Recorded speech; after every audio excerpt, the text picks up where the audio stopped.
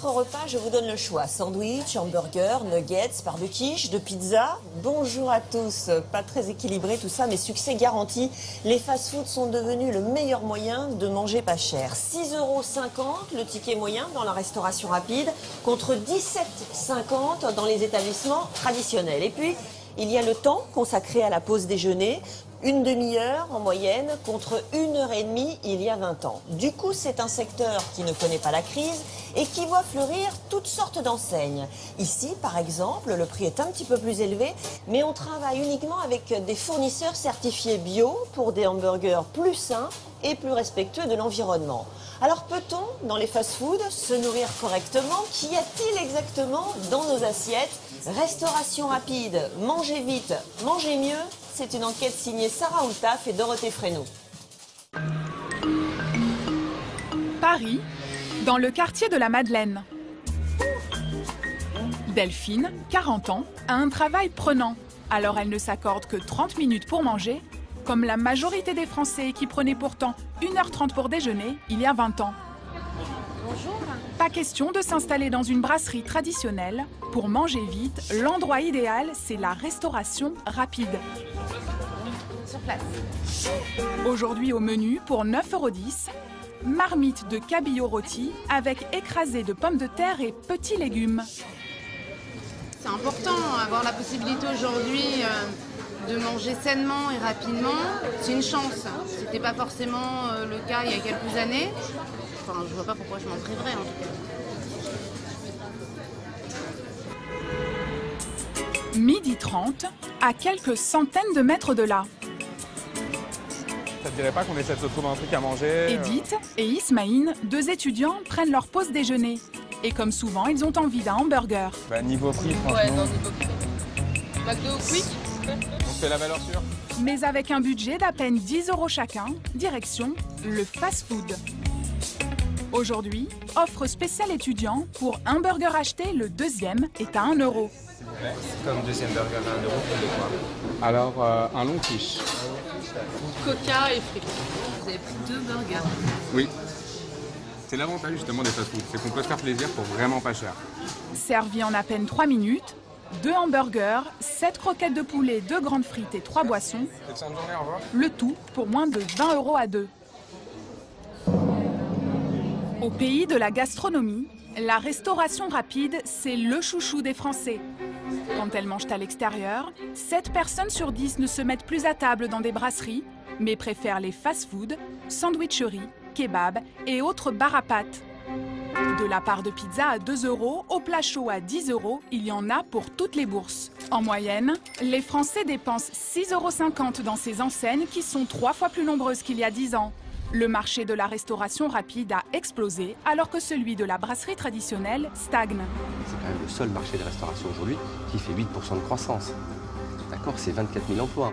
Un secteur en plein boom qui assure aussi des marges confortables, 2 fois plus élevées que dans la restauration classique. Le concept est simple, ici pas de serveur, ça se passe au comptoir, et pas d'assiette en porcelaine, tout est jetable. Tous ces plats sont-ils bons pour la santé ?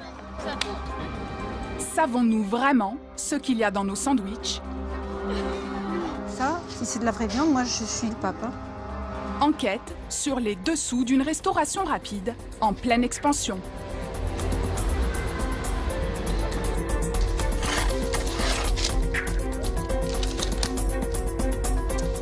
Bon appétit.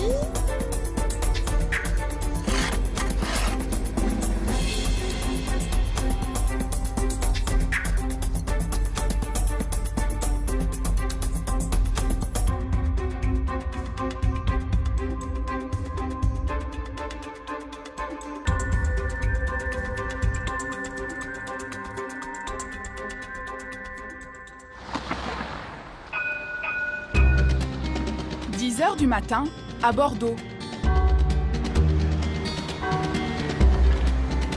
Il y a encore un mois, Guillaume travaillait dans les assurances. Aujourd'hui, c'est une toute autre vie qui commence pour ce jeune homme de 30 ans. Il réalise son rêve d'enfant, ouvrir sa propre enseigne de restauration rapide. Bonjour, ça va, Grégory? Ouais. Bon, l'entrée c'est derrière, donc on va y aller, on va mettre l'affiche. Il fait visiter à ses amis le local qu'il a trouvé il y a 3 mois. Voilà le lieu, la salle qui sera agrandie. Les cloisons là vont sauter pour pouvoir tout pousser. Et donc le comptoir qui sera très certainement là, en L. Guillaume veut transformer cet ancien Tex-Mex en bar à pâtes fraîches. Beaucoup de travaux restent à faire pour accueillir ses futurs clients dans ses 50 mètres carrés. Et il ouvre dans 2 semaines. Grâce au tramway, des centaines de personnes croisent sa devanture toutes les 5 minutes. Et ce n'est pas tout, il est à côté de la rue Sainte-Catherine, la plus grande rue piétonne d'Europe. Un quartier commerçant où les enseignes de restauration rapide poussent comme des champignons. L'emplacement idéal qui ne lui a coûté que 33 000 €.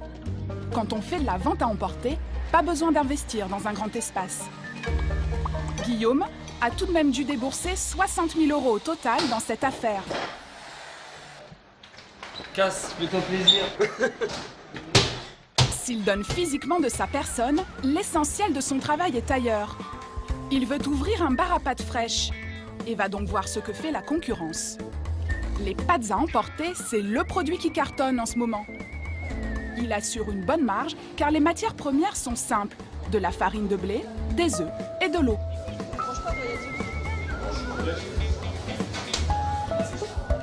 Guillaume, lui, compte proposer des pâtes fraîches et non des pâtes sèches comme le font certaines autres enseignes. C'est quoi des pâtes sèches? Les pâtes sèches, ce sont les pâtes qu'on achète en paquet et qu'on fait bouillir en casserole. Je sais pas si Pour que le business reste rentable, pas question pour lui d'acheter ses pâtes fraîches toutes faites dans le commerce. Ce sera moins cher s'il les fabrique lui-même à l'aide d'une machine à pâtes. Encore faut-il qu'il en trouve une à un prix abordable. Et le temps presse, il ouvre dans quelques jours. Cet homme de 64 ans n'a pas attendu le boom des fast-foods pour faire fortune. C'est même le pionnier de la restauration rapide à la française. La croissanterie, c'est lui. Jean-Luc Brett est aujourd'hui à la tête d'un empire de 180 points de vente. Bonjour, je suis Monsieur Brett, le président de la société. Je suis ravi de faire votre connaissance. Moi de même. Bon, ça se passe bien, vous êtes content. Est-ce que madame, vous êtes content des produits que vous achetez ici? Bon, eh ben, tant mieux, merci beaucoup. Voilà. Tout commence en 1977. À l'époque, les centres commerciaux se développent un peu partout en France. Jean-Luc Brett sent qu'il faut créer des lieux de restauration au sein même de ces centres, pour toucher une autre clientèle que celle des bistrots enfumés. Il y avait déjà de la restauration américaine, McDonald's existait déjà aux États-Unis, il y avait Monsieur Borel qui avait fait des Wimpy à l'époque.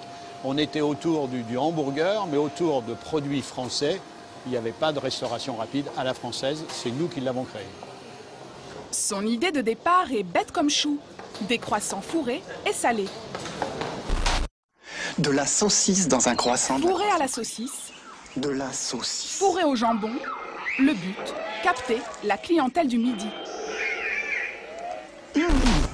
Aujourd'hui, Jean-Luc Brett continue à inventer de nouveaux produits. Ça se passe au siège, en région parisienne. Bonjour à toutes et à tous. 2 fois par mois, il reçoit ses proches collaborateurs afin de tester les futures offres. Le deuxième du mois pour un certain nombre de produits. Une dizaine de propositions vont être passées au crible. Nous avons premièrement notre pain actuel. Le pain viennois. D'accord. Ensuite, un autre fournisseur de pain. Voilà.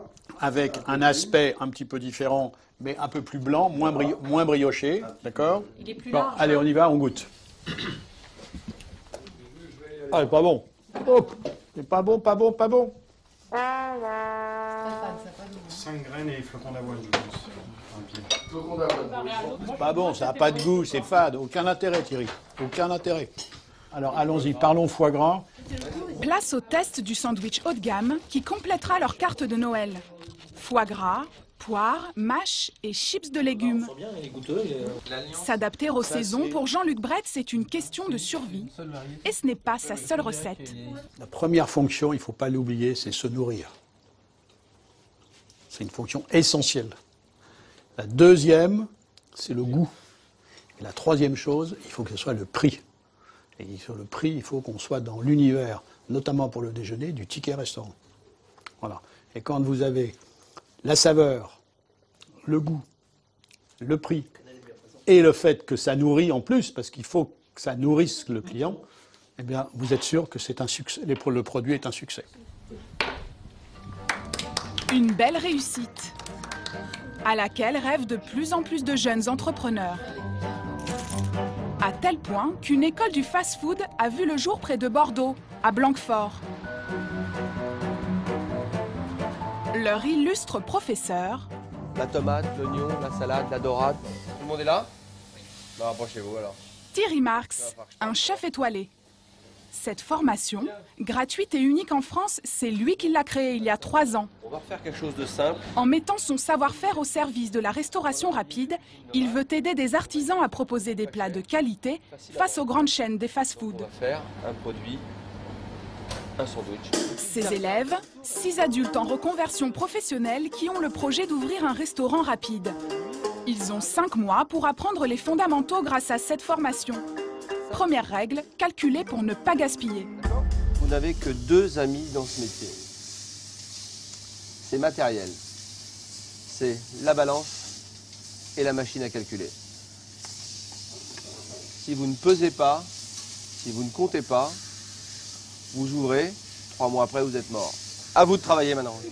Sophie a 42 ans.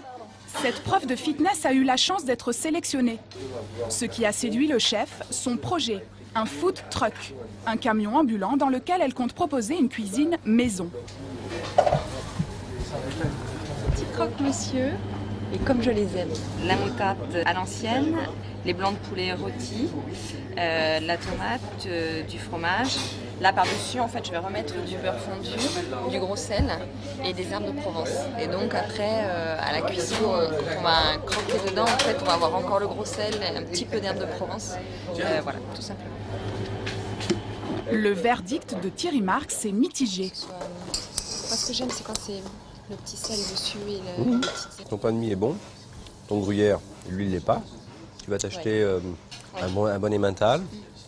Comme tu vas le grammer, tu peux mettre un peu plus d'argent sur le produit pour que tu aies un produit de qualité et tu n'auras pas ce goût un peu rance de gruyère et de graisse qui n'est pas bon. Il est parfaitement légitime et il est moelleux, tu vois, tu trouves le produit intérieur. Place à la pratique. Les élèves vont faire un test grandeur nature auprès de vrais clients dans un restaurant-école. Les apprentis vont devoir travailler vite, car un client en restauration rapide, ça n'attend pas. Pour bien gérer son temps, il faut être sûr de ne pas s'éparpiller. Certains vont même jusqu'à répéter les gestes avant l'arrivée des clients. Comme ça.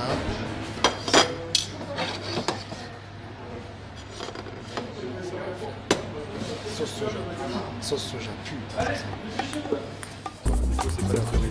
Nous retrouvons Sophie. Son défi du jour, reproduire pour 30 personnes son fondant au chocolat. Un dessert original avec de la courgette. C'est bien raisonnable, toute cette courgette. Une recette qu'elle avait jusque-là réservée à sa famille. C'est bien raisonnable. Son professeur a l'air sceptique. Allez. Je me dis que s'il faut incorporer ça et ça, ça va le faire. Ça va être sec. J'ai un petit mental de sportif, moi. Ça va marcher. Tu n'as pas le choix. C'est ça, on lâche rien, tout va bien.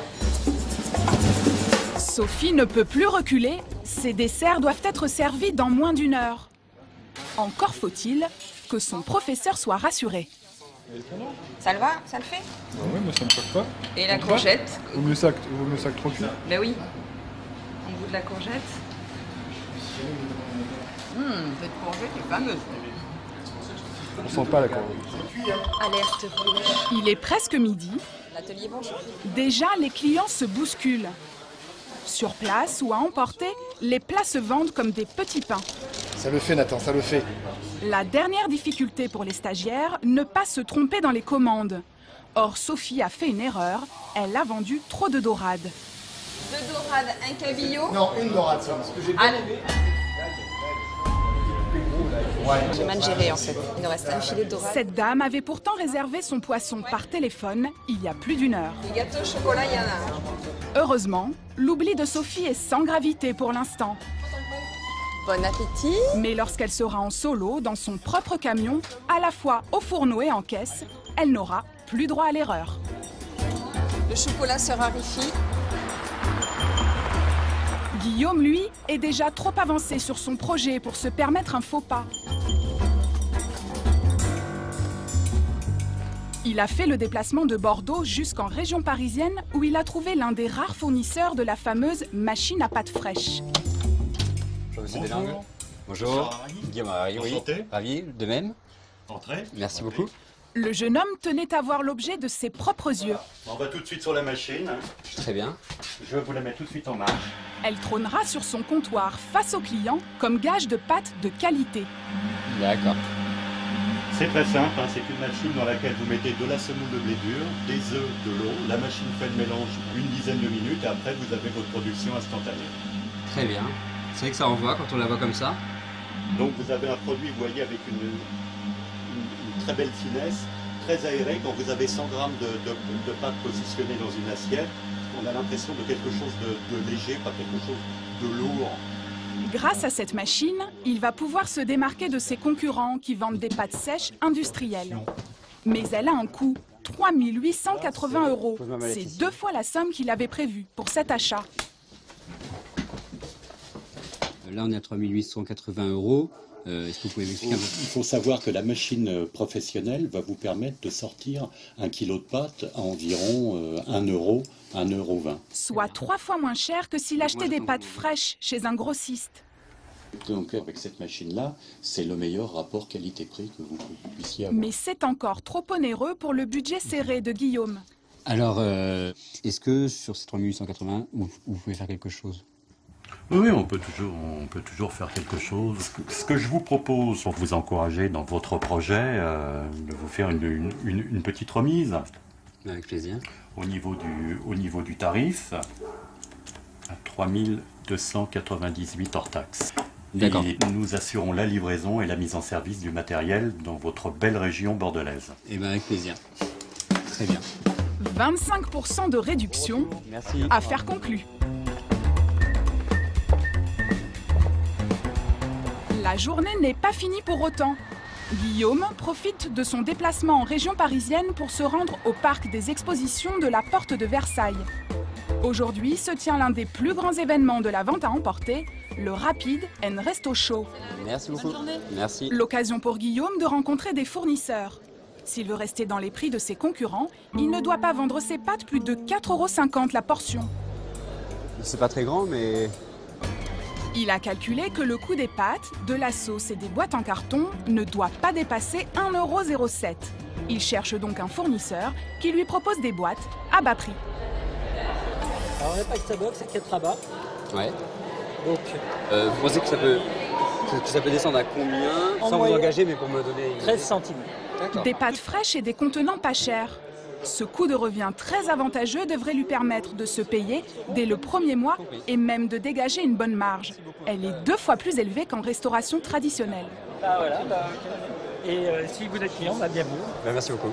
Une marge confortable pour les professionnels, certes, mais qu'en est-il du côté des consommateurs? Cela a-t-il une influence sur la qualité de nos sandwichs? Béatrice de Rénal est nutritionniste. Elle est spécialisée dans la restauration rapide. Nous lui avons proposé un éventail des produits les plus répandus de la vente à emporter. Selon elle, certains des composants ne sont pas ce que l'on croit. Alors, la pizza, vous voyez que c'est pas une vraie pizza, c'est-à-dire que c'est pas une pâte à pain, c'est une pâte mousseline. Hein, et donc ça, c'est un pain brioché. Hein, donc c'est un pain qui est sucré et gras. Et en clair, ça veut dire que ça vous tiendra moins qu'un vrai sandwich au pain normal.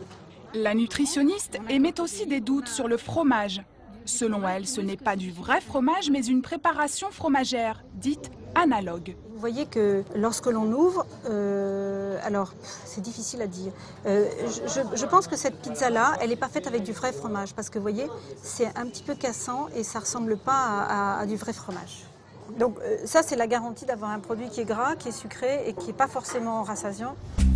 Pourquoi alors mettre du faux fromage sur une pizza? Parce que le fromage est l'aliment de base qui coûte le plus cher dans la fabrication d'une pizza, près d'un quart du coût total. Pour faire des économies, l'analogue, c'est la solution.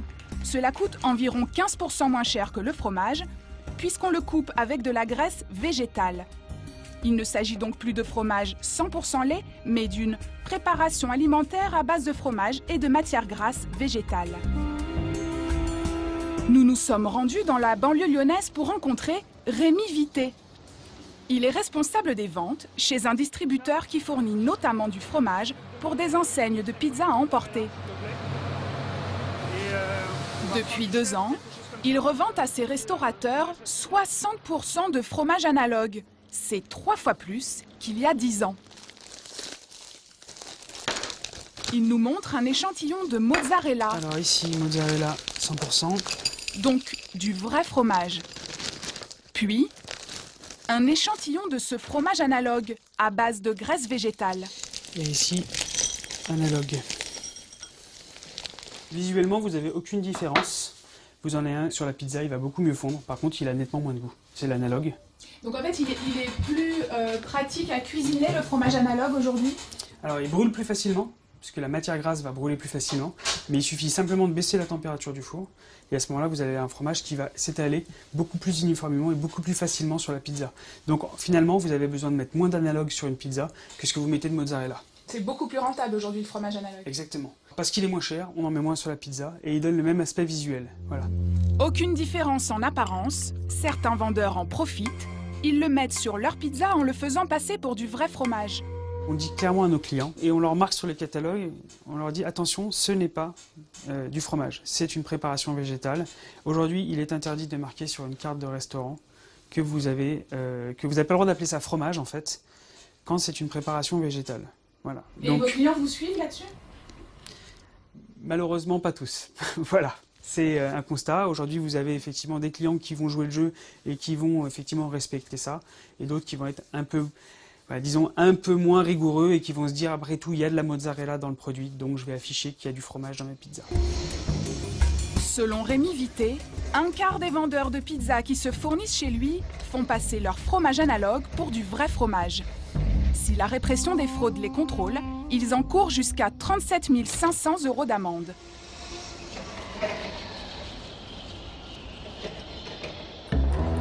Dans nos plats à emporter, un autre produit permet aux restaurateurs de faire des économies, le jambon. En France, plus d'1 milliard de sandwichs au jambon sont vendus chaque année. C'est le produit phare de la restauration rapide. Dans les gares, les supermarchés ou les boulangeries, il va me rester des jambons beurre. On en trouve dans tout type de pain et pour toutes les bourses. De 2,90 € à 4,50 €. Pourtant, c'est un simple jambon beurre. Alors pourquoi une telle gamme de prix? Nous avons demandé à notre nutritionniste d'en comparer deux. Celui de droite nous a coûté 3,65 € et l'autre 2,90 €. Ici, vous avez le sandwich jambon beurre, le sandwich préféré des Français. Il s'agit d'une baguette parisienne, toute simple, avec dedans une vraie tranche de jambon. Donc vous voyez que là, la tranche de jambon, elle est bien épaisse. Et là, apparemment, c'est du jambon de haute qualité. En plus, ça sent vraiment bon le jambon, donc voilà, il n'y a pas de problème. Alors ça, c'est une base de repas qui est très bien. Dedans, vous avez des glucides complexes, des protéines, des lipides. Voilà. Le deuxième jambon beurre, en revanche, c'est à peine s'il est garni. Alors ça, c'est très fin. C'est du parchemin du jambon. C'est un sandwich homéopathique, en fait. C'est-à-dire que vous avez une moindre densité nutritionnelle. Vous avez moins de protéines. Et en plus, elle est coupée très fin. Donc là, là-dessus, le modèle économique est vraiment faible. Hein. C'est-à-dire que vous avez très peu de jambon et beaucoup de pain. Et puis gustativement, il n'y a pas photo. Hein. C'est-à-dire que ça, c'est bien meilleur que ça. Des différences de prix, d'épaisseur, d'aspect et de goût. Que cache ce produit qui plaît tant aux Français? En caméra cachée, nous nous sommes rendus dans une vingtaine d'établissements de vente à emporter à Paris pour acheter un sandwich au jambon. Ça, c'est quoi? En En demandant à voir les emballages, voici ce que nous avons découvert. Un restaurateur sur 5 interrogés avoue remplacer le jambon par un autre produit. Ça que vous mettez dans le sandwich? Des tranches d'épaule. Est-ce qu'il est bon celui-là? Ça remplaçait le jambon. Mais là, ça, avec les vanilles, ça passe. Ah oui. Avec le sandwich normal? Avec le sandwich normal, ça passe aussi. À chaque fois, le vendeur se justifie en invoquant des coûts de matière trop élevés. Car le jambon peut être jusqu'à 2 fois plus cher que l'épaule. Ça que vous... Je vends le sandwich combien? 3,80. D'accord. Maintenant, le jambon, le fromage, les tomates, les salades et les pâtes. Ça coûte à peu près combien? 12,50 €, 12,80 €. On a 1 € de différence. Ah ouais. Donc on peut pas mettre... Si tu mets les jambons, les chairs, ça n'est pas sorti. Une pratique illégale répandue que nous avons aussi observée dans d'autres sandwicheries. Les étiquettes sont trompeuses car elles indiquent qu'il s'agit de jambon alors que c'est de l'épaule. En cas de contrôle de la répression des fraudes, le vendeur encourt ici encore 37 500 € d'amende pour publicité mensongère. Mais quelle est la différence entre le jambon et l'épaule ? Voici ce que dit la réglementation. Le produit doit être préparé à partir de viande provenant du membre postérieur du porc, autrement dit la cuisse, alors que l'épaule est préparée à partir de l'antérieur, c'est-à-dire la patte avant. Pour comprendre l'écart de prix entre ces deux produits et connaître les différences de fabrication, nous avons contacté plusieurs industriels français. Oui, bonjour. Mais aucun d'entre eux n'a accepté la présence de notre caméra dans leur atelier de fabrication. Non, ça, je ne pourrais pas vous le montrer. Ça. Très clairement, je ne pourrais pas vous le montrer. Je pourrais vous montrer des produits finis, du jambon entier, c'est tout. Notre interlocuteur est plutôt embarrassé.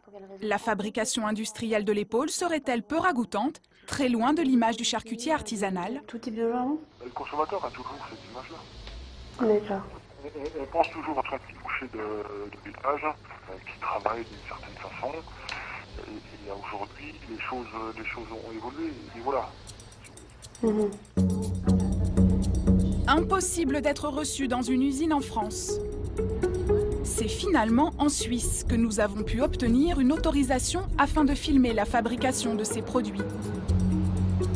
Le directeur de cette entreprise a accepté de nous ouvrir les portes de son usine. Ici, on conçoit à la fois du jambon et de l'épaule. On commence par la qualité supérieure, le jambon, le vrai. Le premier qui est ici est un jambon supérieur où nous voyons très bien la structure musculaire à l'intérieur. C'est des morceaux nobles, ils sont maigres, ils sont fermes, riches en protéines. On passe maintenant à un échelon en dessous, inférieur, avec l'épaule. L'épaule, on voit bien ici une différence sensible avec la cuisse. C'est un petit peu plus nerveux.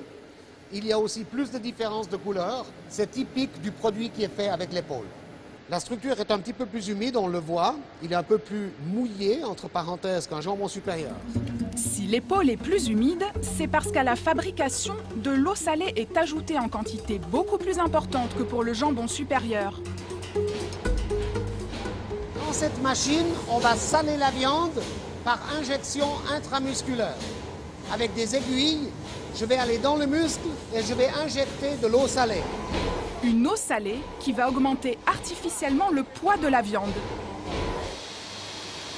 Entre là et là, on a un apport d'eau salée qui peut varier de 5 à 30%, jusqu'à 40%. Tout dépend de quel produit on parle. Est-ce qu'on est dans la catégorie jambon supérieur, où là il y a très très peu, 5% à peu près, ou une épaule, où on peut effectivement rajouter 30%. Ça veut dire, je rentre avec 1 kg et je ressors avec 1,3 kg. Pour la fabrication de l'épaule, rajouter de l'eau en quantité est autorisé, tout comme le phosphate, un additif qui sert à retenir cette eau. Voilà. L'utilisation du phosphate sert à garder l'eau à l'intérieur du muscle. Plus il y a de phosphate, plus il y a d'eau? Alors j'aurais tendance à dire, plus il y a de phosphate, plus on pourrait ajouter d'eau. Mais bon, il y a aussi des limites. Il faut rester dans des productions acceptables. Donc effectivement, il y a quand même des limites. Hein. Car à forte dose, les phosphates sont susceptibles d'avoir des conséquences sur la santé, comme l'hyperactivité sur les enfants. Ça a des effets négatifs sur la nature, par exemple. Parce que l'histoire des polyphosphates a commencé avec les lessives. Et on a interdit dans les lessives l'adjonction de phosphate parce qu'on a vu que ça provoquait des dégâts importants sur la nature. Maintenant, on peut en déduire que si la nature n'aime pas ça, il est assez probable que l'être humain n'apprécie pas beaucoup non plus. C'est pour ça que la quantité doit impérativement être réduite au minimum.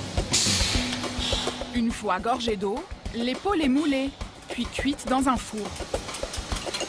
Avec moins de viande et plus d'eau, le produit peut coûter par conséquent jusqu'à 2 fois moins cher qu'un jambon supérieur. Le problème, c'est que le consommateur, quand il achète son sandwich, est loin de se douter qu'on lui vend un produit rempli d'eau. Ce qu'il ignore aussi, c'est que même le jambon, le vrai, peut réserver des surprises. Car il en existe 3 sortes. Le standard, le choix et le jambon supérieur. Dans le supérieur, il ne peut y avoir de phosphate et les additifs sont limités. En revanche, dans les 2 autres, ce n'est pas le cas. On trouve même du sirop de glucose, c'est-à-dire du sucre. Pour savoir pourquoi on rajoute tous ces composants dans le jambon, nous sommes allés dans cette école qui forme des charcutiers traiteurs. Ici, on apprend à fabriquer un jambon supérieur artisanal. Voilà, regardez. Regardez mon jambon. Joël Mauvigné, élu meilleur ouvrier de France, nous montre les ingrédients qu'il utilise pour le préparer. Poivre, des coups de girofle, des baies de genièvre, le miel de qualité, le sel, le sucre et la décoction avec les petits légumes comme l'ail, le thym, le laurier. Je dirais que c'est les seuls produits qui doivent rentrer dans la fabrication d'un jambon supérieur. En revanche, pour le jambon de qualité inférieure, c'est une toute autre histoire. Il y a toujours un bouillon ou des arômes, mais pas seulement. Acide érythorbique, lactate de potassium, dextrose de blé ou encore sirop de glucose. Et là, on est dans un laboratoire pharmaceutique. Là, vous voyez, où tout se ressemble. Il n'y a que du blanc. Là, vous avez le produit qui maintient la coloration. Là, vous avez le produit qui maintient l'homogénéité des fibres. Et ensuite, certains rajoutent aussi du glucose. Dans le bas de gamme, on rajoute du glucose. Regardez, c'est fait pour cacher un petit peu la misère. Voilà, la viande qui a de l'odeur, qui sent un petit peu, quoi, qui n'est pas de première qualité. Des cache-misères dans le jambon. Est-ce bon pour la santé ? Lorsque l'on compare les résultats des valeurs nutritionnelles d'un jambon bas de gamme et d'un jambon supérieur, les différences sont frappantes. À gauche, le jambon supérieur. À droite, le jambon de moindre qualité. Ce dernier contient plus du double de sucre que dans le jambon supérieur. Quant à leur teneur en sel, ici encore, le jambon bas de gamme est bien plus chargé. Plus on descend en gamme, plus le taux de sucre, mais aussi de sel, est élevé. Des valeurs nutritionnelles très contrastées selon les qualités de jambon. Des jambons qui n'en sont pas. Comment s'y retrouver ? Selon notre nutritionniste, la règle de base pour bien manger, s'informer. Le meilleur conseil pour bien choisir, c'est bien lire la liste des ingrédients et ne pas se satisfaire de juste la photo qui est au-dessus du comptoir. Il faut prendre les petits dépliants qui sont dans les restaurants et regarder parce que tout doit être marqué, avec y compris la proportion. Parce que quand on vous appelle quelque chose jambon de cheddar, la loi impose normalement de mettre le pourcentage de jambon, le pourcentage de cheddar et le pourcentage de tous les ingrédients nobles, c'est-à-dire voilà. Donc si c'est un jambon beurre, normalement vous devez avoir la proportion de beurre, la proportion de jambon. même quand c'est écrit tout petit. Ah, même quand c'est écrit tout petit. Ça c'est la loi. Et donc si vous avez des bonnes lunettes, à ce moment-là, vous êtes censé pouvoir bien choisir. Bien souvent, la liste des ingrédients ne figure pas sur les sandwichs. Vous pouvez alors demander l'emballage des produits à votre vendeur, car il est tenu par la loi de le conserver. Les frigos, c'est du jambon cru. Ici, par exemple, c'est du jambon standard, la catégorie de jambon la plus basse.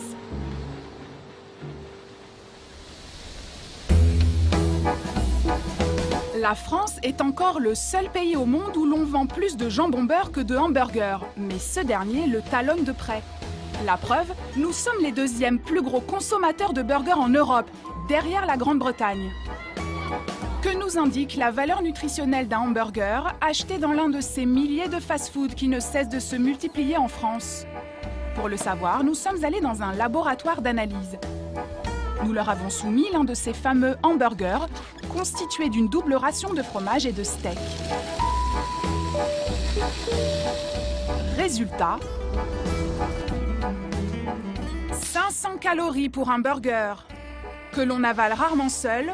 Au menu, en plus de ce burger, on ajoute souvent une frite, 340 calories, un soda, 170 et un dessert, 350. Au total, 1360 calories, soit les 2/3 des apports caloriques conseillés pour un adulte par jour. Pour Béatrice de Rênal, la nutritionniste, ce ne sont pas seulement les calories de ces menus qui sont mauvaises pour la santé, mais l'association lipides-glucides. En fait, tout est sucré et tout est gras. De toute façon, si vous mangez souvent dans ce type d'enseigne, le risque, c'est le surpoids, l'obésité, le syndrome métabolique, les maladies cardiovasculaires, etc. Il n'y a pas que dans les fast-foods que l'on trouve des aliments trop gras. Béatrice de Rênal remarque qu'il peut y en avoir dans toutes les offres de vente à emporter. C'est une quiche qui est marquée saumon oseille. Et c'est vrai que toutes les quiches aux légumes sont assez souvent choisies par les dames parce qu'il y a des légumes dedans, donc elles se disent bon, ça fait un déjeuner pas mal, c'est sans doute mieux qu'un sandwich, alors qu'en fait c'est 2 fois plus calorique qu'un sandwich parce qu'il y a beaucoup de gras dedans. Il y a du gras dans la pâte et puis dans l'appareil avec des œufs et du fromage, c'est très gras. De temps en temps, il n'y a pas de problème, mais voilà, c'est beaucoup plus gras que ça n'en a l'air. Ensuite, il ne suffit pas de limiter lipides et glucides pour manger sainement. Il est important aussi de consommer des protéines. Du coup, les salades ne constituent pas un repas assez équilibré. Là, les salades sont extrêmement légères, trop inconsistantes. Il y a des carottes râpées, choux blancs, oignons rouges, poulet, sauce thaï, voilà, d'accord. Celle-là, elle est quasi végétarienne. Il marque qu'il y a du poulet dedans, mais je ne vois pas un seul morceau. Donc ça veut dire qu'il ne peut pas y en avoir énormément. Donc une salade comme ça, si vous voulez, par rapport à vos besoins pour un déjeuner, c'est assez faible. Donc il faudrait idéalement avoir un produit de fruits ou de légumes, une source de protéines, que ce soit du poulet, du jambon, n'importe, et puis des glucides complexes, que ce soit des pâtes, du pain ou du riz ou des pommes de terre. Le déjeuner idéal à midi, ce serait quoi alors? Un sandwich. Un sandwich poulet crudité, ou poulet crudité avec un peu de fromage dedans, c'est parfait. Et vous finissez avec une pomme par exemple, ou alors avec un dessert, de la compote ou du coulis de fruits, enfin voilà, c'est ça l'idéal. Le sandwich poulet crudité, plus équilibré qu'un hamburger, une enseigne de restauration rapide l'a bien saisi, Subway. Cette chaîne américaine, qui a détrôné McDonald's dans nombre de points de vente dans le monde, en a déjà ouvert 383 en France en 10 ans. Le concept se veut transparent, des sandwichs préparés devant le client, pas chers et sains. Bacon, pepperoni, fromage. Le tout à coup de stratégie de communication sur l'équilibre nutritionnel. Jared Fogle est un Américain de 35 ans. Dans cet extrait du documentaire Super Size Me, il évoque son passé d'obèse. Sans m'en rendre compte, j'ai atteint le poids de 192 kilos. Depuis 2000, il est engagé par Subway pour faire l'apologie de l'enseigne. À l'âge de 18 ans, il avait réussi à perdre 111 kilos en une année, ne se nourrissant que de 2 sandwichs Subway par jour. C'est devenu une star aux États-Unis. Même George W. Bush s'est fait photographier avec lui. Dans un pays où plus d'un Américain sur 4 est obèse, son histoire a forcément donné un sacré coup de pouce au développement de la marque. En France, Subway communique sur des sandwichs dits équilibrés. L'enseigne est la seule grande chaîne de restauration rapide à avoir obtenu le label Alimentation et équilibre. Grâce à la présence sur leur carte de 8 sandwichs de petite taille, contenant moins de 400 calories et 6 grammes de lipides maximum. Dans ces 8 propositions, de la viande et des légumes, mais pas de fromage ni de mayonnaise notamment. Des sandwichs moins caloriques Nous avons voulu les tester en tant que clients. Nous sommes donc allés dans quelques-unes de leurs enseignes en caméra cachée. Première surprise, les ingrédients conseillés pour ces sandwichs sont listés en minuscules en bas à gauche de la vitrine. Nous demandons donc conseil aux vendeurs pour savoir quels ingrédients choisir précisément. Deuxième surprise, ils ne semblent pas connaître l'existence de ces sandwichs. Des sandwichs diététiques chez Subway. C'est pour le menu. Avec moins de calories. Vous voyez pas ce que c'est? On n'a pas quelque chose de diététique. D'accord. Je voudrais un sandwich diététique, s'il vous plaît. J'aime beaucoup que tu as un Subway, mais je n'ai jamais entendu ça. Ça fait 9 ans? D'ailleurs, les vendeurs nous proposent de mettre du fromage alors que nous leur demandons un sandwich équilibré. Pourtant, rappelez-vous, il est précisé sur la vitrine qu'aucun des sandwichs approuvés par le programme Alimentation et Équilibre ne doit contenir de fromage.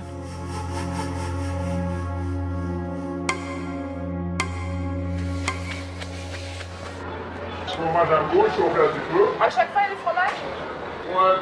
Mais par contre, là, le fromage, quand même, ça fait grossir ou pas? Non, ça c'est là, il n'y a pas de calories.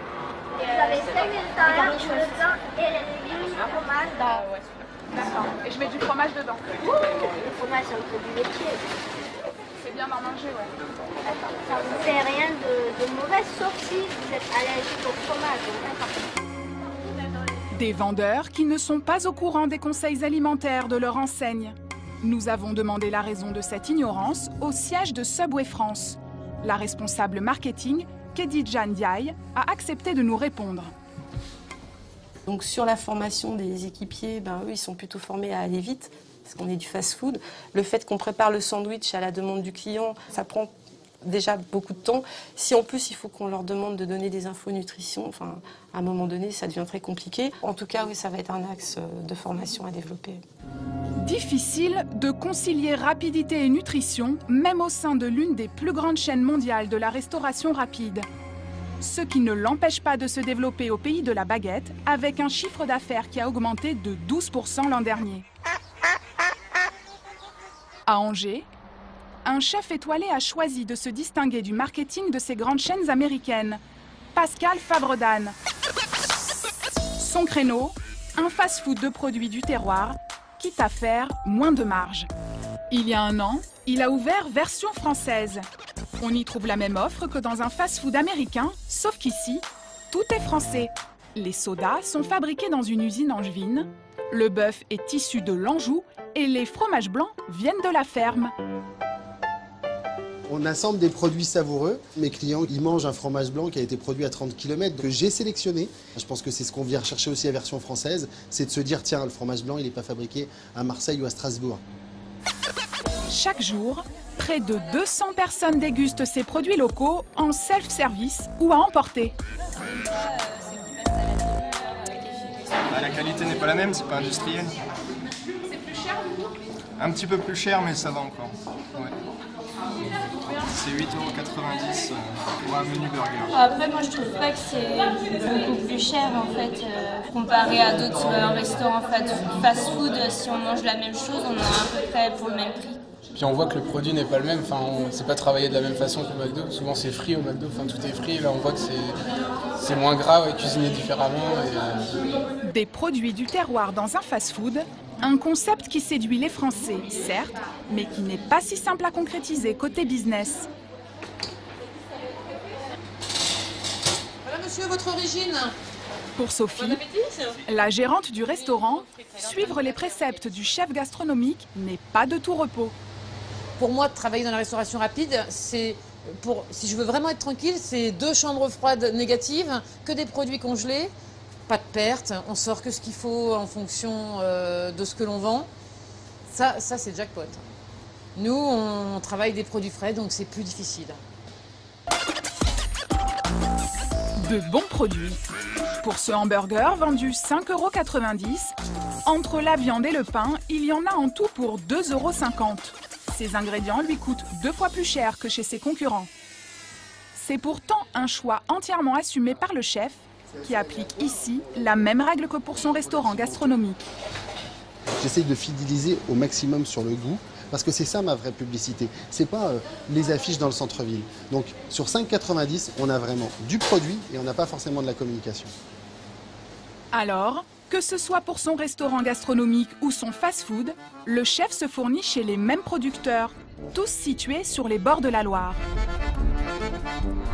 Pascal se rend ce matin au moulin de Sarré. C'est ici qu'est fabriquée la farine de tous les petits pains de ses hamburgers, mais aussi celle qu'il utilise dans les pâtisseries de son restaurant étoilé. C'est en tout plus de 2 tonnes de farine par an que Pascal commande ici. Ce moulin à eau du XIIe siècle est le plus ancien de la région. Grâce à cette meule de pierre, le grain broyé libère plus de saveur qu'avec les techniques modernes de la minoterie. Quand on sait que ça fait des siècles que cette roue elle tourne pour produire de la farine, et c'est cette farine qui va se retrouver dans une cuisine du XXIe siècle qui est le burger, parce que le burger c'est vraiment un produit du siècle nouveau, avec quelque chose qui est ancestral, je trouve ça magique. Depuis 6 ans, Florent Loriou le meunier vend sa farine au restaurant gastronomique de Pascal. Grâce à l'ouverture du fast-food, il a multiplié ses commandes par 10 en 1 an. Demain chez vous. Voilà. Grâce à la farine notamment, eh bien, on a un pain qui est complet, qui est nourrissant, et ça c'est très important aussi de le dire. Quand on a mangé un hamburger chez Version Française, je pense que ça suffit. La farine du moulin de Sarré, elle coûte peut-être 2 fois plus cher qu'une farine classique. Mais le goût, ça n'a pas de coût. C'est peut-être ce que m'amène le fait d'être restaurant étoilé sur la restauration rapide. C'est que la base de tout, c'est le produit. De l'autre côté de la Loire, Pascal se rend chez son producteur de produits laitiers. Bonjour, ça va?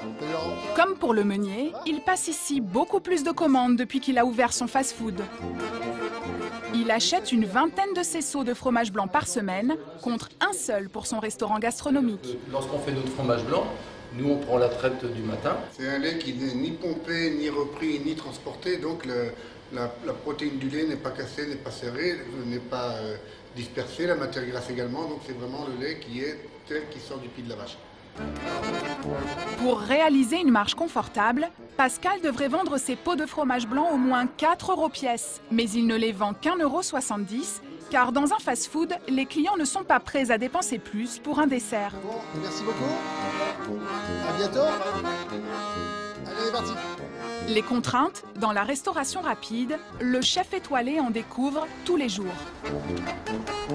Chaque mois, il élabore un nouveau burger dans les cuisines de son restaurant gastronomique.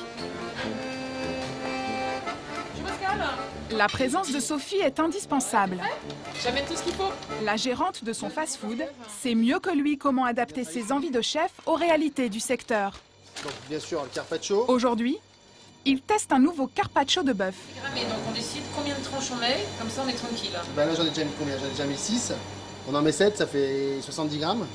Là, si on prend 3, on en met 3. À mon avis, 6, ça suffit, mais... Bon, allez. Non, 6. 6, on en met 6. Ce qui est important, c'est que si on met 10 grammes de plus sur un burger, 10 grammes plus 10 grammes plus 10 grammes, évidemment, à la fin du mois, on n'est plus dans nos ratios. Parce qu'ils utilisent des produits en moyenne 2 fois plus chers que leurs concurrents, ils se doivent d'être attentifs aux quantités. Quant au goût, le chef doit aussi se limiter. J'ai envie d'aller chercher la pomme qui va apporter un côté fruit, un côté sucré-salé, donc avec le tamier qu'on a mis, un côté acide. Et moi je dis non, il faut des choses simples, des bonnes choses, des bons produits, mais plus simples. Les clients ne sont pas prêts le midi à manger des choses un petit peu trop exotiques. On prend le burger, on le cuit. Allez, c'est parti. Pascal est avant tout un chef gastronomique qui innove sans cesse. Alors il tient quand même à tester son burger à la pomme. Parce que là, tu vois la pomme quand même à la cuisson en tous les cas. Hop. Voilà. Une expérience nouvelle qui éveillera les papilles des clients du fast-food, à condition que Sophie valide le tout. On est juste en cuisson. T'as mis 3 minutes hein? J'ai mis 3 minutes. Allez, on y va quand même parce que... On goûte alors. On goûte, ouais. Verdict. Ça apporte quand même la pomme, hein. Côté acide. Sophie a l'air convaincue. Oui, il m'a bluffé sur la pomme. Maintenant, je n'ai pas dit qu'on allait utiliser la pomme, parce qu'il va falloir trouver quelque chose. Le burger est presque validé. Pas si facile pour un chef gastronomique de se mettre dans la peau d'un patron de fast-food. C'est vraiment la différence entre le chef étoilé et puis le chef du restaurant. On s'oppose toujours sur ce... Enfin, on s'oppose. Et qui c'est qui gagne? Le patron. Non, non c'est moi qui gagne. Souvent. Retour à Bordeaux.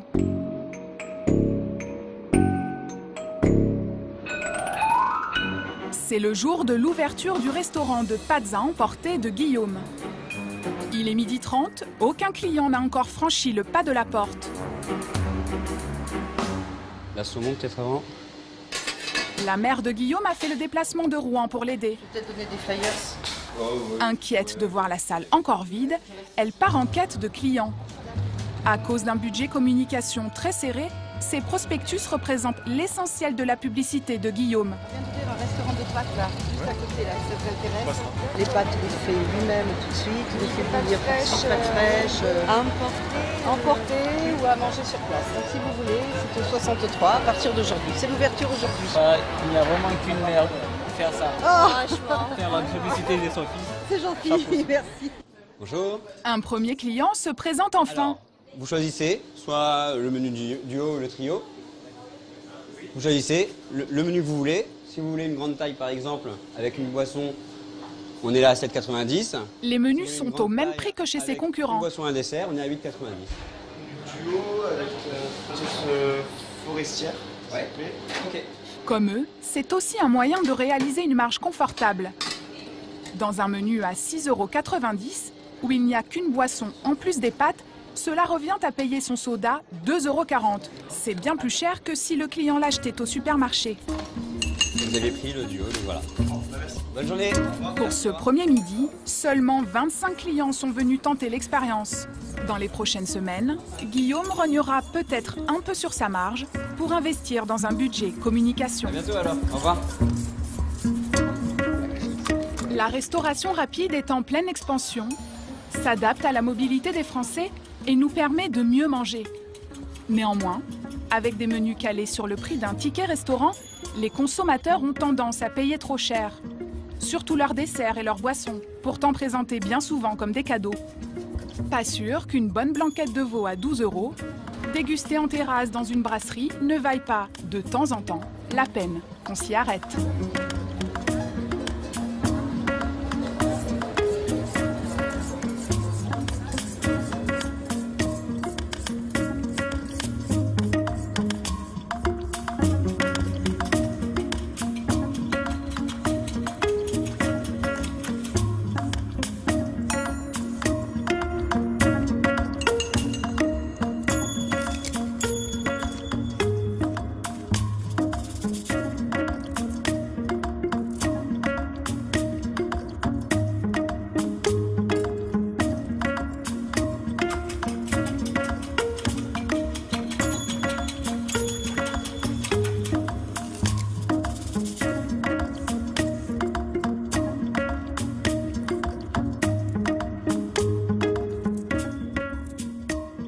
Voilà, allez, moi, je me mets à table. Merci d'ailleurs à l'enseigne Bio Burger qui n'a pas eu peur de m'ouvrir ses portes et de me nourrir. Qu'est-ce qu'il y a là-dedans? Oignons, fromage, salade, steak, sauce au poivre.